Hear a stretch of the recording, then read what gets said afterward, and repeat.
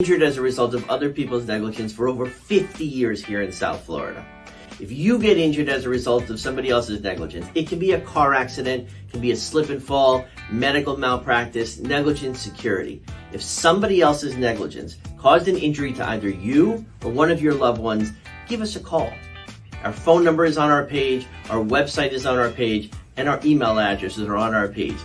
Please give us a call for a free consultation. We'd love to help you. Let Zach and I protect your rights. Hey, it feels incredible.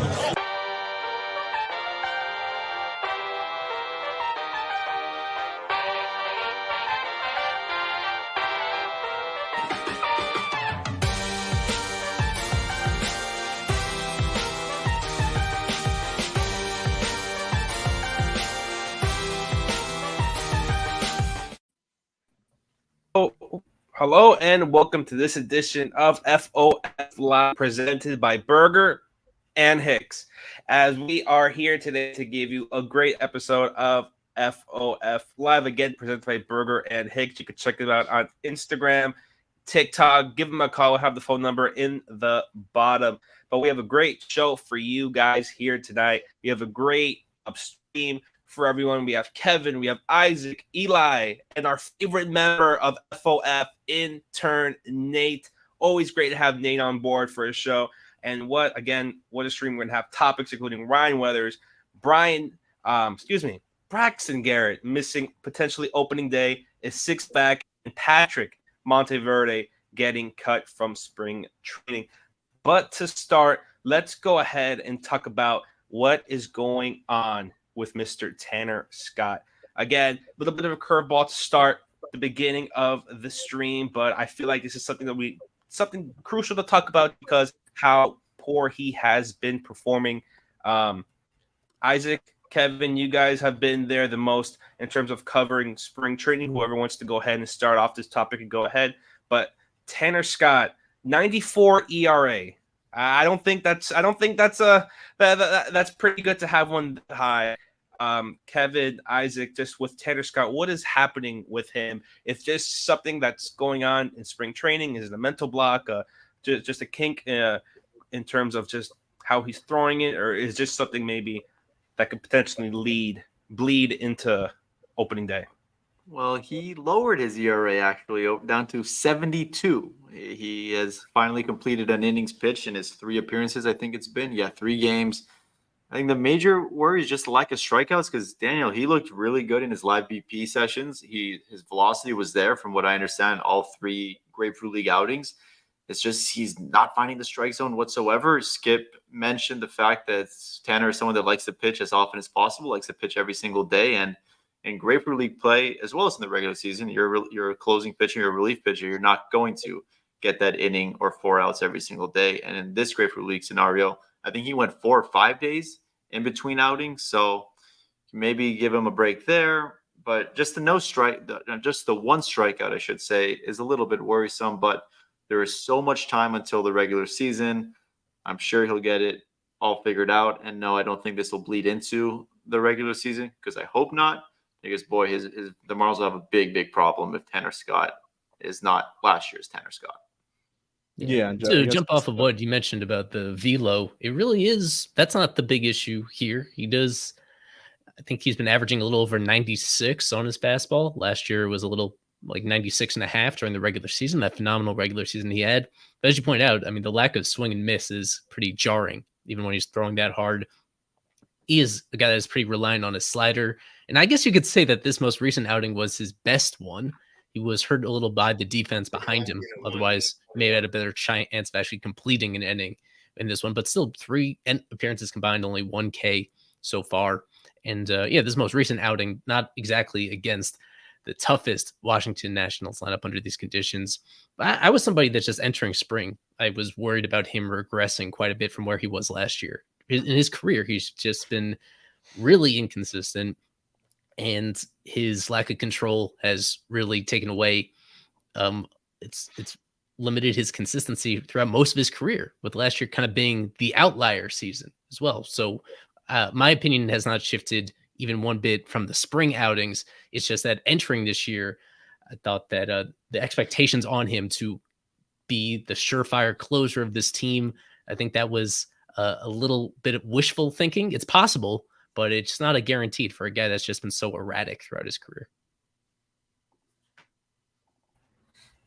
Yeah, and with Tanner Scott, I want to ask Nate, maybe you could Tanner Scott continue this way? Do you believe it's something mental, physical again with Tanner? And just what is your assessment of maybe the back end of Marlins bullpen, maybe in case this happens during the regular season?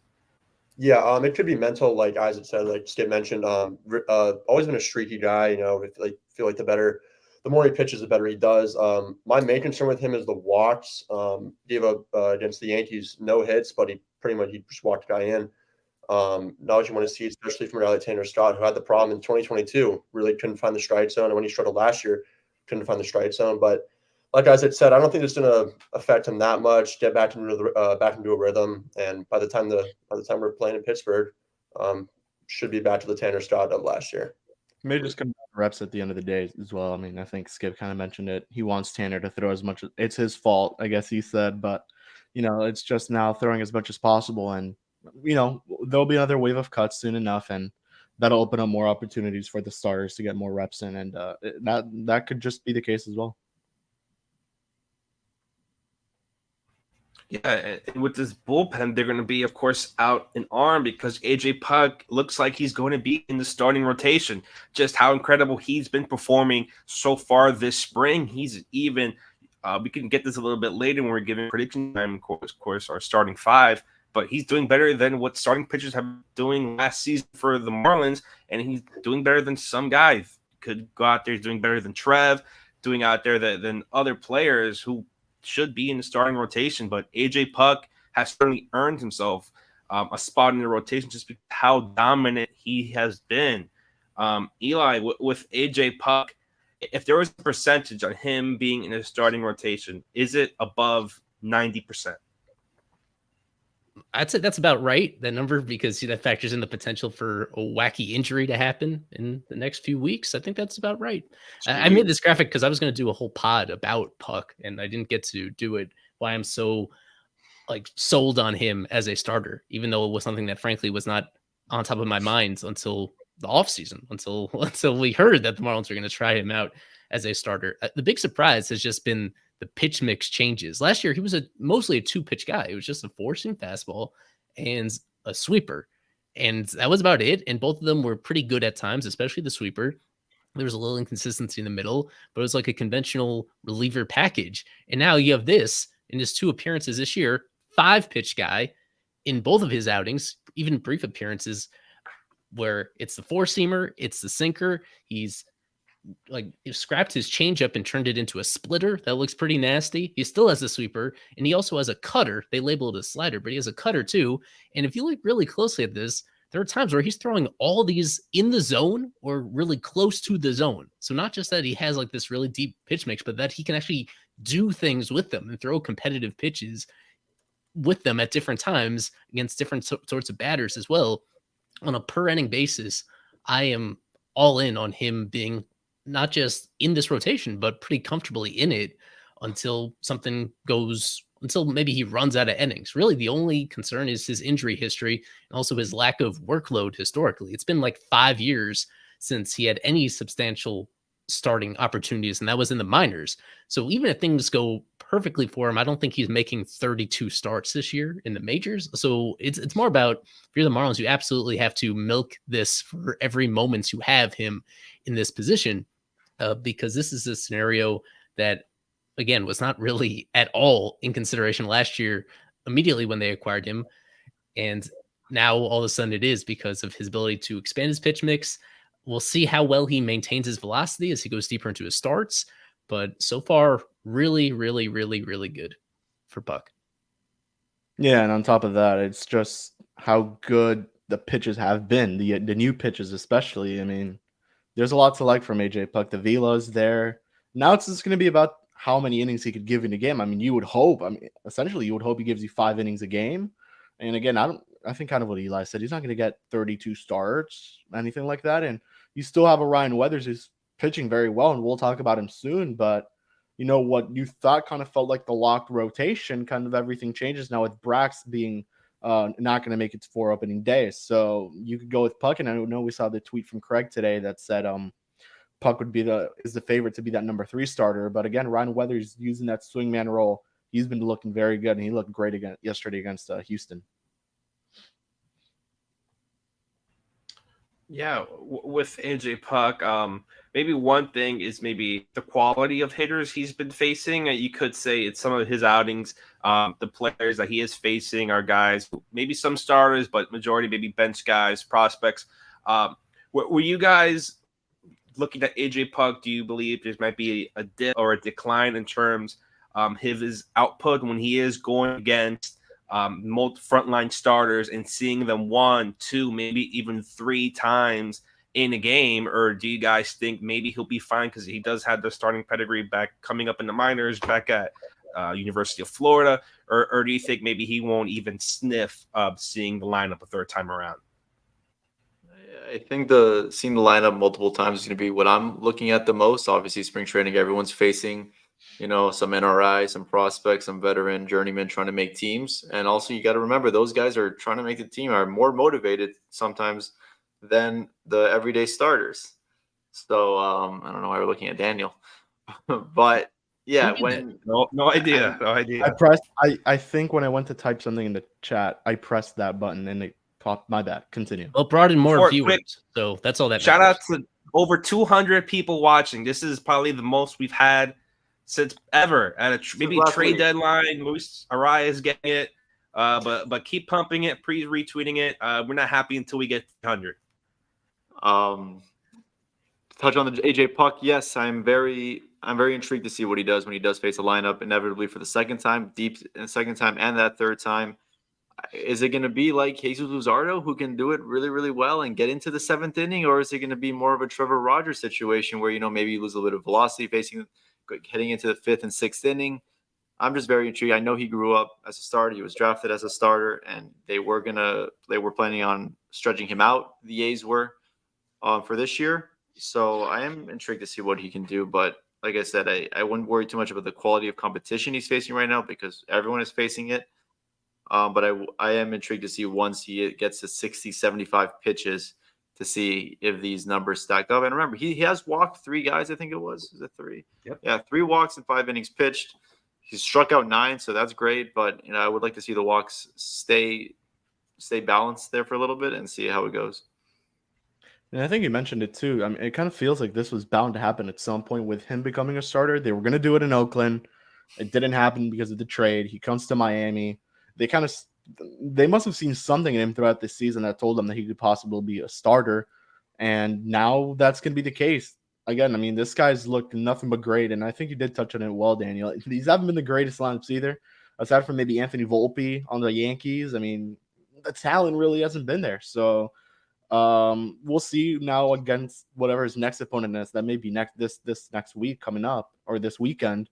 And, once more cuts come in, we'll see more of the regulars in there. So interested to see. And, that's kind of why, and we'll touch on it, but with Ryan Weathers, he faced the Astros opening day lineup. So it makes it a lot more encouraging what we saw against the Yankees not too long ago than in that first start against St. Louis. But again, I mean, Puck has done it. I think he has a good chance to crack this rotation, really good chance. And it looks like he's been preparing this whole offseason. He came up a couple times to FIU, and he mentioned that he's been preparing to become a starter, and it's good to see. So, yeah. Yeah, Nate, with AJ Puck, do you believe he has the ability to sustain himself for a full season? I know as a reliever last year, again, he came up with the Gators in the minor league system with the Oakland, but this is his full-time chance to be a starter full-time for the Marlins. And do you believe he's someone that can go 6 innings? I believe in his minor league career, he went past 6 innings, I believe 2-3 times, went to the 7th inning once, I believe back in AA. Just with AJ Puck, do you think he could do that in the major league setting, or if maybe you're just happy if you get 5 innings from him? Probably at first I'd be happy with 5, but like Eli mentioned with the pitch mix, when he did start to struggle last year, because he mentioned it was just fastball sweeper, hitters could sit on the fastball like Jordan Walker did. I remember that, and hit the bomb against the Cardinals. But with when he adds the splitter and when he adds the sinker, I feel like that can keep hitters off their toes more. And we'll see later in spring when he faces spring like less prospects, less NRIs, and more opening day lineups. I'm very intrigued. I do believe that he could definitely be the guy that can get you 5, and as he gets stretched out more, maybe 6 and 7. But what I've seen so far is extremely encouraging. And this is just a glimpse of the season-long workloads he's had as a pro. You've got to go all the way back to 2017 when he had anything resembling full summer as a starter. That was 125 innings in high A and double A. And ever since then, it was injuries and it was a lot of relief appearances. And I think a good connection. Go ahead, Eli. Sorry. Yeah, between the two, it's just like this.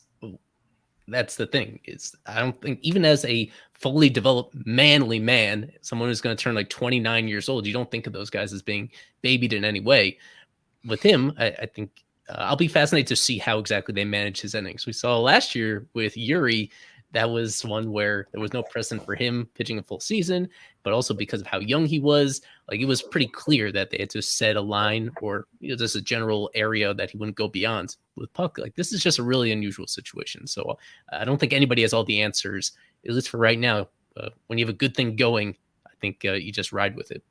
And I don't know how much this has helped him now since going to spring, but they brought in Brandon Mann, the drive line specialist, and he crossed paths with Puck when I believe he was a starter still. So maybe, who knows? Maybe they've worked a little bit on anything. So it's certainly encouraging to see his really good start to the spring. Yeah. And I want to go back to something, change topics really quick. Isaac mentioned walks. And the first person I think of with walks, let's go ahead and talk about Eddie Cabrera and what he's been doing so far this spring.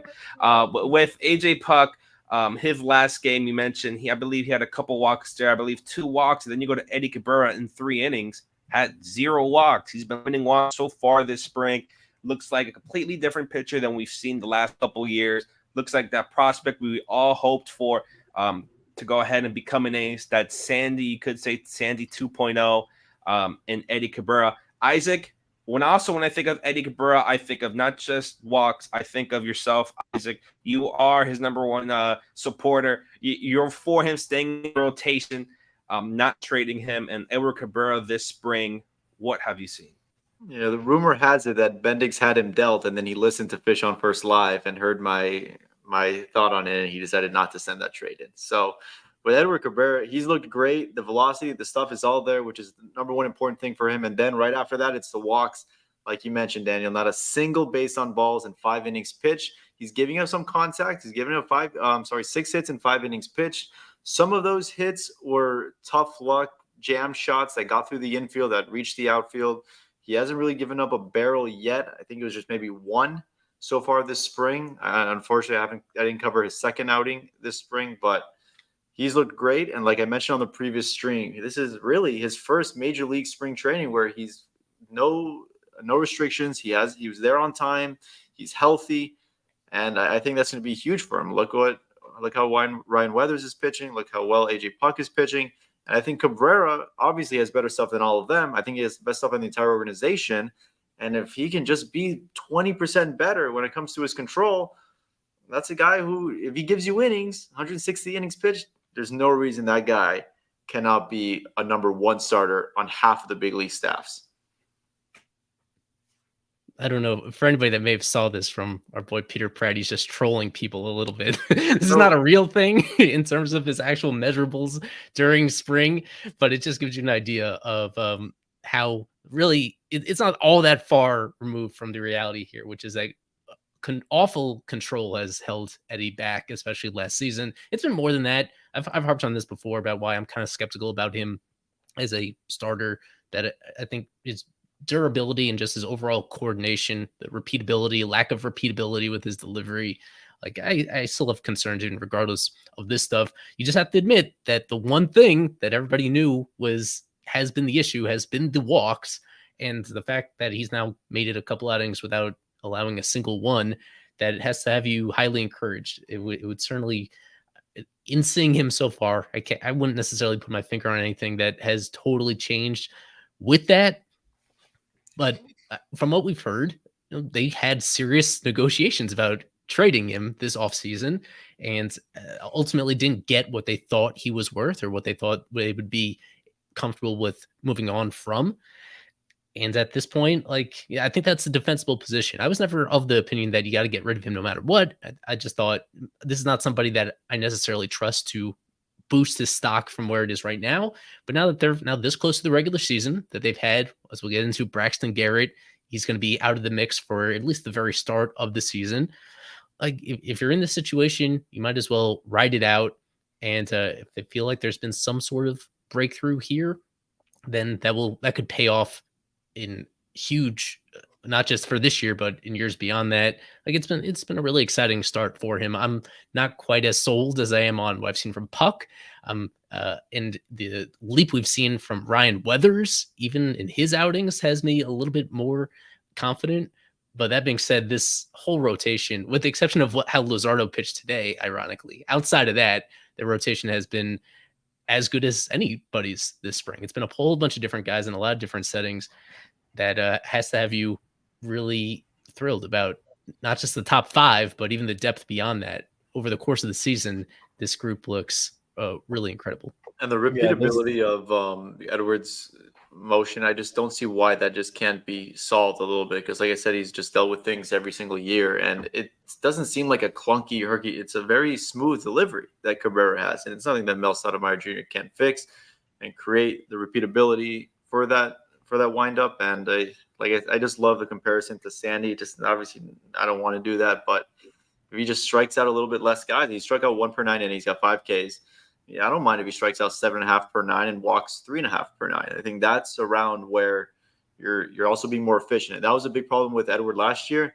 He was at 90 pitches at the 5th inning, and that's not gonna work. He needs to be more efficient, and it was either a walk or an 8-pitch strikeout, and that's just not gonna work, like I said. So I think that's the key to him, inducing weak contact early in the at bats, and there you go. That's a poor man's version of Sandy Alcantara. And last year he only had 1 game where he didn't have a single walk, and he didn't even reach the 4th inning. So it does show that there has been a lot of improvement.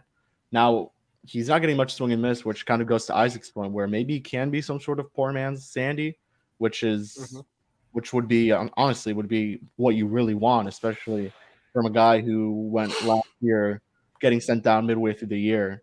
You would kind of want to get that, and the velo is still there. It's not down much, not even down a mile. So you got to love what you're seeing from Edward. Now I'm kind of on Eli's side, where there is reason to be skeptical here, because this guy comes off a season where, every single time he's made it up to the big leagues, it's been the control issue. There's really no other issue with the guy, and but there's reason to be excited, and that's why we have spring training to see what guys look like, and Edward certainly has changed some opinions. So that looks like when the season starts. That's why I was surprised that Eli said there was no way. He was not very confident that he would boost his stock. Like, I didn't think there was any way it could go even more down with Cabrera from last year. I just thought he's talented enough that he's not going to pitch. He's not going to walk 7.5 guys per 9.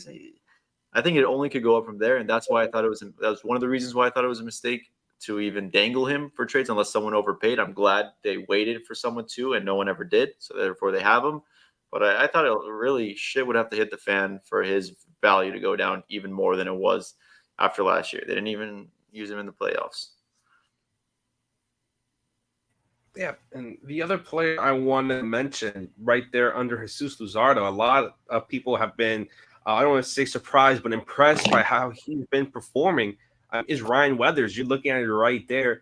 A bit over a 2 ERA in more than 2/3 innings, 10 strikeouts. He had a great performance against the Astros, including a insane strikeout to Yordan Alvarez. Ryan Weathers just proving himself that he also wants to be part of that rotation. He wants to be part of the 5, the 4, even. We'll get to that again with prediction time. But Eli, with Ryan Weathers, how has he looked this spring, and is his case to be part of this rotation getting better with each start? Yeah, it's going to be between him and Trevor, between those two right now that have more in common than you might think. And if it was my choice, I'd be leaning towards Ryan Weathers at this point. This is kind of how I thought it would be scripted in my head when they acquired him, with some vague similarities to Luzardo, where we weren't expecting him to be effective right away down the stretch of that first season. It was all about what he did the subsequent offseason to become a more complete pitcher. And he is looking not fully complete at this moment. It's still like a thinner pitch mix than Eddie has, or now that AJ Puck has. But the fastball itself is improved both in terms of velo and location and the ride it gets. And if his sweeper is improved as well, that was not like a very useful pitch. But I will share the clip of him striking out Yordan Alvarez on a loop, because that was pretty impressive that he got one going all across the zone to get him. Yeah. Jesus Christ. That's exactly what you're looking for. That is nice. In that situation. Nasty. You mentioned earlier how he did go through a full strength Astros lineup, pretty damn close to what they're going to be using on opening day, and a lineup that is going to be one of the better lineups across all baseball. Opening day, he looked really awesome there, and that's on the heels of, I think he faced the Yankees in that previous outing, and that was good. Yeah. As well. Yeah, so he still has some room to grow. He is only down to one more minor league option here, right, and that is going to be a factor. In my opinion, I think that would be a factor if things are looking really good for him right now. Where if he only has one option left and Trevor, meanwhile, has three, then I just see this being like as straightforward a competition as you can get in terms of which of these guys do you think is showing more swing and miss potential right now. With Trevor, even so far removed from his injury, he admits that he's not like at full intensity at this very moment. This is going to be something to follow every single moment over these next few weeks to see which of them keeps leveling up and pushing each other a little bit farther here. So with Weathers, this was really cool considering how low his value was at the time. Able to get him for Garrett Cooper and my guy Sean Reynolds. Even though those are two interesting players, their value was kind of a no-brainer move to bet on somebody with this potential. And given what this organization has done with other pitchers that had similar tools, even when they're kind of at a crossroads of their careers, like Weathers was last year, this is an awesome story. And on top of that, with Trevor, I mean, you also mentioned that he's not 100%. Why not have him make a couple? You'll probably make one or two more starts, but maybe have him make a start at AAA, have him go a couple more innings, unlike a spring training game where you really have to use up your guys, and then give him, then see where he's at. But man, Weathers has looked so good, and he's reaching new velocities that he hasn't hit in his major league career. I don't think he's ever hit 99, and before that start against the Yankees and now against Houston. So there, and he's now in a new environment that's a lot better for him in terms of just pitching. Honestly, I mean, he's in more pitcher-friendly environments, and when he goes to Lone Depot, it's going to benefit him a lot.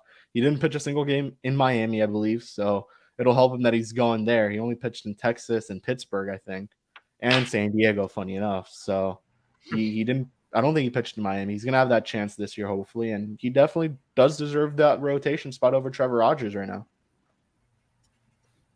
Yeah. Let me ask everyone real quickly. We have 2 minutes left before we get into a break, and if we have a flip fish from Isaac, if we do have that. Would you rather have let's say number 5, rather have Trevor or Ryan Weathers right now to start the season? Ryan Weathers. Just to add, Trevor Ryan Weathers has made 2 career starts at Lone Depot Park. Well, when he was a Marlin, I meant. Right. Yeah. Saying. Yes. Yeah. Okay. 3.38 ERA, and I would choose. Right now, you go with Weathers. Yeah. Right. You go with Weathers. Both handsome left-handers. You go with Weathers, though. Yeah. And that really kind of shows how, I don't want to say how far Trevor has fallen, but man, it's been a tough road coming back from Trevor. Going back to that 2021 season, I feel like it just almost fall off the cliff since that. But let's go ahead. We do have a break. Isaac, do we have a flip fish? Eli knows. I guess so. Eli? It doesn't really fit under these circumstances, but we have one, and I think it's slightly different than what we've done before. How to do it? A former Marlins player who also went through the University of Miami. We'll do that one. Oh, We have some pains here on this broadcast anyway. Oh, Well, yeah. Let's see if anyone of the 435 watching, I'm sure those are all real. I'm sure those are all real people. We'll be back after this break. We'll go ahead. Wait, I need to show you the tees, of course, for people to see. That's who right. this might That's right. be. I'm too locked into Trevor and Ryan Weathers, but there it is. Oh, jeez. 0.8 ERA. I knew it. Oh my god. Very recent major league hitter right here. Overall, an uninspiring career that most recently played in the majors. I made an edit to show last MLB game 2019 because I believe he is still playing professionally, but not in Major League Baseball. So we will give you a few seconds to mull that over, come back with the answer on the other side here on FOF Live, presented by Berger and Hicks. We have been representing people injured as a result of other people's negligence for over 50 years here in South Florida. If you get injured as a result of somebody else's negligence, it can be a car accident, it can be a slip and fall, medical malpractice, negligent security. If somebody else's negligence caused an injury to either you or one of your loved ones, give us a call. Our phone number is on our page, our website is on our page, and our email addresses are on our page. Please give us a call for a free consultation. We'd love to help you. Let Zach and I protect your rights. If we have Navi stumped, I guess that means it's a pretty good one. Although I did felt this was on the slightly easy side. It was pretty easy. And Yeah, we do it's have pretty somebody. We have somebody in our audience that figured it out. No, not Navi, but Ben Meyer. It is. Yeah, let's go. And if you want, you could check out what Peter O'Brien is up to. A few weeks ago, I was able to talk to him, and he looks nothing like any of those two pictures now. He's playing, I think, in the yeah. Mexican League right now. He's in the Mexican League currently. Says spring training has right now happening. Game's about to start soon. Was part of FOF GUE, but looks to be happy where he's at. Looks Yeah, to be for whatever ready reason, for I blanked on that FOF GUE. How do you pronounce it? You FOF said it GUE. right. I said it right. All right. I blinked on that for a moment. That he was right there. Let me get a pic of that from our site because Daniel did that. Oh yeah, you can see the transformation. Yeah. Hold on. Forget the flip fish. Get the transformation fish out here or something. Oh yeah, it's like a Pokemon. Yeah. Look at that, bro. Look at the flow. He looks great. Before we That go to man the break, has seen some things. you guys saw the Sean Manaea change, man? Dude looks completely different. But yeah. That's what being But yeah, going from Peter O'Brien, let's go ahead and talk a little bit about some more pitching for the Marlins. And we mentioned it earlier with Braxton Garrett. Look, he will be nothing official or anything come out yet, but by the looks of it, he on track to miss opening day, not be on the roster as it's approaching. That comes up now with Ryan Weathers, Trevor Rogers. What's going to happen there? Kevin, with Braxton Garrett, how big of an impact is it missing someone like him, including with how many pitches, how many innings he threw last season, including a career high, and now with Sandy gone, you're going to need someone to eat those innings, and now with Braxton gone, it just makes it thinner and thinner. Yeah, it's tough. And that's kind of why this team went out and brought in so many pitchers, and they're stretching them out because you knew at some point injuries happen. It's part of the game. And, well, it happened to, unfortunately, one of your top starters, the one that threw, I believe, close to 170 innings last year. You may have surpassed that if I recall. But, yeah, it's certainly tough. It's nice to see that he is throwing bullpens. It's more just him being behind schedule rather than him not being healthy at all. So, you're glad that he's throwing some bullpens, and he's going to come back. He'll probably go into extended spring training, get some live BP action, and he'll be back in a couple of weeks. But that's why you have a Ryan Weathers. That's why you have a Max Meyer. And, laughing all I want. That's why he brought in a Yoni Chirinos. That's why you re-signed Devin Smeltzer, to have those type of pieces out there. And that's why you're stretching out an AJ Puck and a George Soriano. So that's really why. And we're seeing the first taste of it with Braxton missing what should be the first couple weeks of this season. I would assume he misses 2 or 3 starts, maybe. And he should be back soon. Again, it's just a setback. It's not really he's gonna be on the IL or anything like that. Yeah, just with missing Brax there. Nate, missing Brax, how would you go about just inputting another pitcher there again 2-3 weeks into the season? Will you be more comfortable with Ryan Weathers, or will you potentially give someone like Max Meyer a shot while Brax is on a little bit of an injury to start the season? Yeah, it gives Miami a chance to dip into that depth that they've had for 2019 since 2019 now. Guys like Max Meyer, guys like Ryan Weathers, Kevin mentioned Chirinos, or they could use the opener like we did last year with Devin Smeltzer. I'd love to see Max Meyer get some looks. I know Isaac's really high on him. I'm really high on him as well. Still has that great pitch mix. But, great mix. But it's tough to lose him. Not really lose him, but setback and to miss 2 or 3 starts. But it's a great opportunity for guys like Weathers and maybe slot Yuri up and Max Meyer. Excited to see what they got. Yeah, I mean, Max Meyer. I think it comes. Who's talking? Isaac, go ahead. No, go ahead. That was me. Go ahead. No, Oh, go ahead. yeah. Okay. Yep. No, damn, I confuse your voices. Never mind. Okay. With Meyer, it's just gonna be about going to AAA and getting some reps in. He needs it anyways. Kind of just like Trevor. He may be back, but he hasn't pitched. I mean, just throwing him out there into a regular season game, it's gonna be, I would say, a tough transition for him. And the guy is built different. We've seen the guy. We've spoken to him. That guy he's an interesting character, but he's going to need a couple starts in AAA. And I know Isaac thinks he's a reliever, but they're going to try to use him as a starter, and they're going to have to push that, especially if this Braxton thing takes a little longer than expected. And guys could go down any minute too. Yeah, you always stretch everyone out. You give everyone an opportunity to be a starter in spring training. That's what this is for. And imagine if 2 or 3 more guys right before opening day get hurt. That happened in 2013, and they had to call up Jose Fernandez, who was not ready at all. Max Meyer is an interesting case. He's 3rd overall pick in 2020. He, like you said, Kevin, underwent the procedure, missed all of last year. And yeah, there's absolutely zero chance in heck that he's going to start, obviously, in the major league rotation. He started AAA. And then it's going to get interesting. You assume Braxton comes back fairly quickly. Weathers is going to be a starter the whole year. All those other depth pieces will be starters. And eventually they will have to make a decision on what to do with Max Meyer.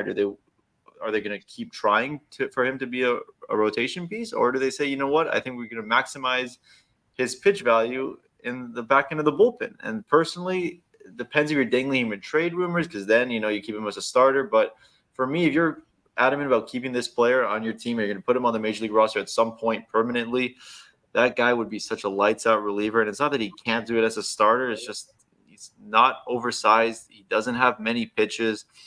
He's someone that I can see his velo going down by the 4th, 5th inning. He doesn't wipe guys out in 3 pitches. I personally think he is a perfect right-handed dominant reliever for this team. And it's just a tough one because, he's a 3rd overall pick. But at that point, it's a sunk cost. It doesn't matter what you spent to get him or what draft pick you used to get him. If that's a way to make him the best player possible, do it. And at the end of the day, it's going to get him on the roster a lot quicker than you would think. He could crack the roster if he was used as a reliever. I mean, but at the end of the day, you said it. I mean, 3rd overall pick, but it comes down to really, how can you get the team to win? You forget about the individual player. You think about, how is this team going to win 84 games again this year or even more? And maybe Max Meyer in the back end of the bullpen helps, especially if Tanner Scott goes into the season with how he's been pitching. I doubt that's the case, again, as both you and Nate said. But having Max Meyer there is definitely some big help in the bullpen. And 1 to 2 inning spurts won't hurt, especially now you're going to probably have Puck in the starting rotation. You're losing another reliever. What Michael Bauman of Fangraphs pointed out in this article was the lack of separation and velo between Max's pitches. So he's been a 3-pitch guy. He's experimenting now with a sinker in addition to his 4-seamer, but he's mainly been 4-seamer, slider, changeup. And what made his slider so good is not only the late break that it has and his way that he can really manipulate it several different ways, but he throws it really hard. He's been throwing it almost as hard as his fastball. Like, there have been times where He's thrown it in the low 90s. His slider, throwing it in the low 90s, which is one of the faster sliders you'll see from any major leaguer, especially from a starter. But this is while his fastball velo really hasn't been as good as advertised in the pros as it was in college. There were times in college where he was sitting in the high 90s and pretty frequently pumping triple digits when he needed it to finish somebody off. And I don't think he's ever touched triple digits since he's been in the minors. It's been more of like sitting 94 and occasionally getting it to 96, 97 when he needs it. That's what we've seen in the spring games too. I actually need to double check the velo from today. I know in the Yankees game it was a lot of 94, 95, and that's fine. But when you throw, it creates that unusual, the way that his pitches play off each other is not ideal if the separation isn't what it used to be when he was back in college there. As I'm looking now at the velo today, he was averaging 94.3 on his four-seamer. It topped out at 96. That's it's a small gap. The changeup really hasn't. It looks like it took an interesting step in early 2022, right before his call up. Then he had a minor elbow issue, and when he came back from that, we just haven't seen enough of the changeup to believe that that's going to be a consistent pitch for him. And another reason why that I'm not sold on that is because there's not a huge disparity there in velo, where the changeup is in the really high 80s. It's not getting that classic gap that you want between the two, even if he is releasing it deceptively. Like, if there's just not a big separation, it's just harder to put guys away because they can guess wrong on the type of pitch you're throwing. But if there's not all that much difference between the pitches, they could still get a little piece of it to stay alive and wait for you to make a mistake. So that's kind of what it boils down to with him. But I kind of just revert back to what Kevin said, where we'll know with a little bit more time to fully get acclimated during the regular season at AAA before casting judgment too much one way or the other. And I'm seeing today he did throw obviously a lot of sliders that, they weren't 91, they were about 86, 87. He did throw one slider at 90.1 miles an hour. But when you see low 90s slider, you think Jacob deGrom. Jacob deGrom, like Eli said, he was throwing 101 miles an hour, 102, 99. So you're going to need more separation. And yes, you're right. He has never failed as a starter yet. He was in a very, I think, pitcher-friendly AAA season in 2022, where he was just dominating. Nope, he was in Jacksonville. Right, Jacksonville. What did I say, Double A? You said very pitcher-friendly. I would say Jacksonville's pretty hitter-friendly. That stadium you seen is. That stadium, where's Carver? It is. Yeah, we need Carver, but no. I need AAA dimensions. Okay. I think the best way to look at, especially, sorry to interrupt you, Isaac, but the best way to look at, I guess, the pitcher success in the minor leagues, especially in the Marlins minor leagues, is like Pensacola or Beloit. Those are very hitter friendly. No, pitcher friendly. But actually, no. Yeah, you're right. Never mind. Scrap what I said. Never mind. My bad. We have yet to mention anything about the game that was played today. And let's go ahead and talk about Jesus Luzardo before we get into prediction time, because we're going to have a fun one there. I want to save time for that. But Jesus Luzardo, 3 2/3 innings, 6 hits, 5 runs, 4 earned runs, 3 strikeouts, no walks, including giving up multiple home runs. It seems like almost every run came from a home run. Kevin, Jesus Luzardo, if there's something to worry about, he did go up against the Nationals. They did have a good amount of players there that you will see in opening day, including some top prospects like James Wood, and you have Dylan Cruz, who are playing like major leaguers so far this spring. Is this anything to worry about Luzardo, or just a minor bump in the road? I think this is just a bump. It happens to everyone. Every player has a bad start. Luzardo definitely looked like he was trying to work on some stuff, a lot, especially that secondary stuff. He's implementing a new pitch into his repertoire. So you got to think that it's just, and that's what spring training is for at the end of the day. We saw it with Yuri. He said he was working on some stuff as well. And that's the same with Luzardo. Now's the time to do it. Is it a little concerning? No, because at the end of the day, he's facing James Wood and Dylan Cruz, who are some very good prospects who will most likely be at the major league level this season. So, but again, a little concerning to see those 3 home runs, especially one to Victor Robles, who is not a home run hitter, if you want to say, and Luis Garcia as well, who once again, not a home run hitter, but again, it was just a lot of trying to work through some stuff. And he mentioned it too. He didn't feel like he executed completely today, and he didn't feel like he was fully locked in those last 2 innings. Yeah, Victor Robles is not necessarily a hitter either. But, that too, yeah. And Roger Dean's very pitcher friendly. Right. So yeah, the home runs definitely worry you a little bit because Luzardo, he does give them allow them from time to time. So that's a little bit normal. But when they come in bunches like that, it's a little bit worrisome. Just demonstrates a little bit of a lack of focus. And then the main worry for me is just, this guy's been through some surgeries. His velocity was down almost 2 whole miles per hour. He maxed out at 96.9. He's usually in the 98.9 range. He threw all his pitches. Changeup was down a lot. Usually that changeup is in Max Meyer's slider territory. He was throwing them at 86, 85. The separation is good, but all his pitches down significantly, especially the fastball sinker, just down 2. He threw 1 sinker today that was at 92 miles an hour. And that's got to worry you a little bit with Jesus Luzardo, but the best thing you can do is just go back out there and hopefully throw 100% and see that velocity back. But that's definitely something to monitor. Yeah. Nate, with Luzardo, anything that you noticed from him this game? Again, going up against the Nats, so you could throw maybe a take out there. They're used to seeing Luzardo. They're more accustomed to him at all. But with this thing again, let's worry about his miles per hour were down, his velo. But what was your take on Luzardo earlier today? Yeah, his velo down is a little bit concerning, but like you mentioned, it's the Nationals the division opponent. Faced them in his first start of spring, gave up no runs, and he's already had 2 outings this spring. First 2 outings, he threw like 5 innings, no runs. So bad days happen to everyone. I mean, he got outdueled by Patrick Corbin today. So, it's baseball. It is what it is. I'm not really too concerned about that besides the velo. Yeah. Anything else you guys see? I know Max Meyer pitched today. Tanner Scott, again, not the best outings. Let's talk a little bit on the hitting side. What did you guys see today from the hitting side from the Marlins? Maybe not a lot to go about, but how do you think they looked at the plate against the Nationals and against Patrick Corbin? Shout out to Griffin Conan. He hit a very nice home run, dead center. So good for him. Yeah, I mean, not much more. 500 viewers, nice. And Marty Costas had a double, I believe. So not much. I mean, they only scored 3 runs off of 6 hits, so not very impressive at the plate today. And again, it's spring training, so not really much to get on that side of.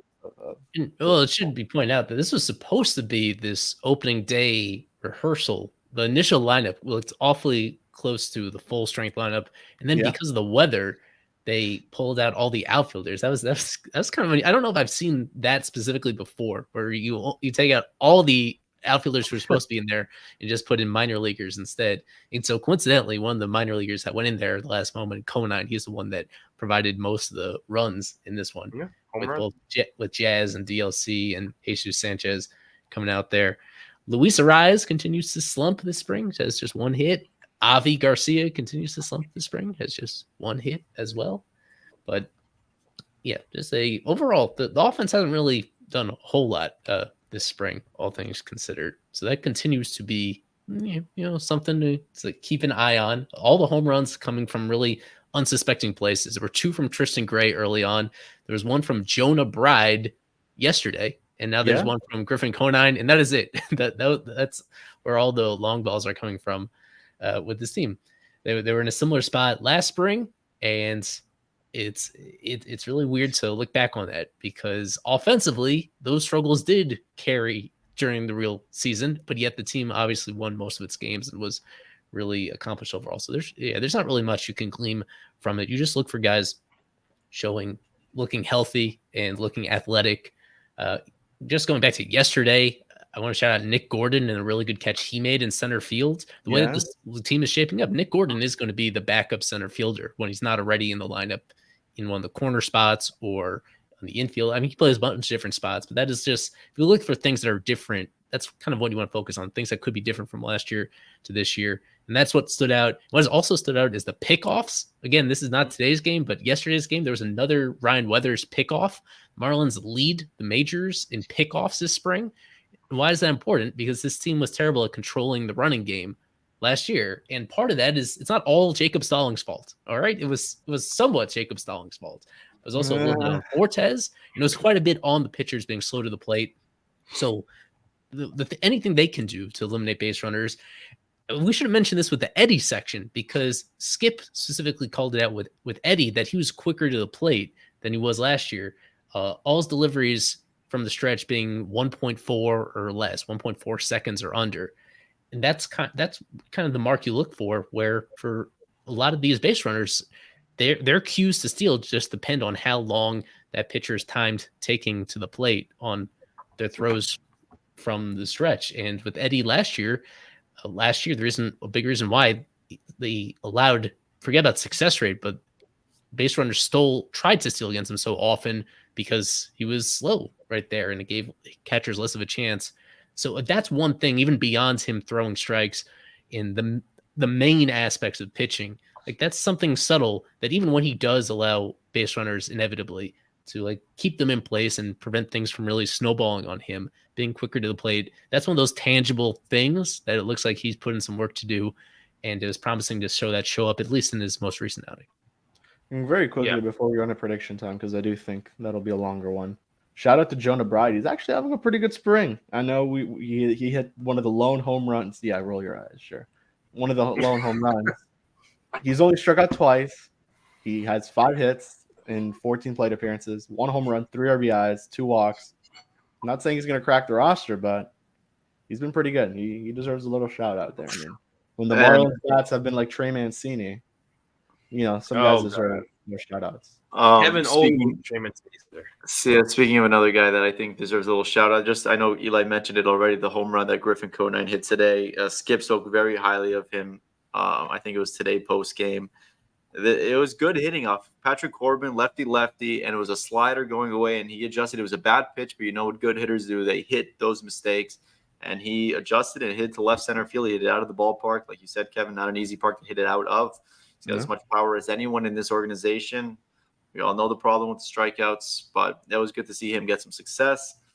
And Skip and some other guys in this organization really do like this player. Obviously, his ceiling is always going to be a little bit limited, but it was a really nice sign to see. And he hasn't had an awful spring either. The Ks are there, but he's also slugging a little bit. So it's nice to see. 5 strikeouts, no walks. Oh, yeah. 3 RBIs, 1 home run. But you know what I don't like is that batting stance is exactly JJ Bleday's. And that it is. And that is what I don't like. Hey, there were teammates in Pensacola. So. That is JJ Bleday's new. JJ Bleday switched his stance about 18 different times as a Marlin, and this was the one that he ended on. And this is not Raven. Let's see how JJ Bleday is doing this. Let's look at the JJ Bleday update for spring. Let me give it to you guys then. He is 6 for 18. He's hitting 333. Unbelievable. Wow. He has 1 home run, 5 RBIs, 2 strikeouts, 2 walks. Not bad, honestly. He's got an OPS of almost 1,100, but so did Lewis Brinson. Lewis Brinson, Hall of Fame, Mount Rushmore of spring training players. But let's go ahead and talk about prediction time. It is going to be quite a hefty one today. So Eli, if we do have a new prediction time video, let's go ahead with it. No, just the audio. This is prediction time. Y'all ready? We're ready. Here we go. We are ready. And for prediction time, this is going to be a good one. Eli showed earlier the starting pitchers that have all played so far this spring. You saw 7 names there, but for this prediction time, everyone's gonna have to give me their 5 out of the 7 who they believe will be in the starting rotation come opening day. So you're gonna get 5 names. Could be any 5 names that were mentioned in that little picture there. But of course, starting us off, always lead off, Mr. Kevin Barrad. Oh, alrighty. I'll give it to you in order. Jesus Luzardo, Yuri Perez, AJ Puck, Eddie Cabrera, and Ryan Weathers. All right. Isaac. same exact 5. Jesus Luzardo, Yuri Perez. In between the two lefties, AJ Puck will follow. My boy Edward Cabrera will be the best number 4 starter in baseball. And then he will be followed by Ryan Weathers, breaking camp and winning the competition as the team's number 5 starter. All right. Intern Nate. Name it's at 5, except I have Weathers and Eddie switched. I think Weathers is going to keep doing good things this spring. I don't think Eddie's going to be the best number 5 in baseball, but I have Weathers having a great rest of spring and taking that 4 spot. All right. Eli Smiley. For myself, I have, of course, Luzardo number 1. Have Yuri, have AJ Puck.